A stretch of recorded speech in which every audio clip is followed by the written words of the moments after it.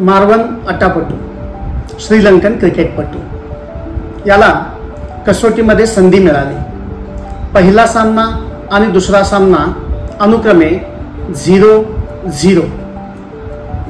21 महिन्यानंतर दुसऱ्यांदा संधी मिळाली। पुन्हा दोन्ही सामन्यांमध्ये अनुक्रमे 0 आणि 1। 17 महिन्यांचा गॅप, पुन्हा संधी मिळाली 0-0। यानंतर मात्र 3 वर्ष मेहनत केली। 3 वर्षानंतर संधी मिळाली आणि त्यानं त्या संधीचं सोनं केलं।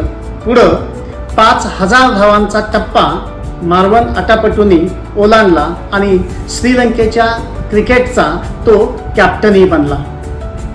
आपल्याला याच्यातून एकच गोष्ट शिकायची आहे की जी चर्चिलनी एका शाळेमध्ये गेल्यानंतर विद्यार्थ्यांना सांगितली होती, कधीही हार मानू नका, कधीच प्रयत्न सोडू नका, यशस्वी होईपर्यंत।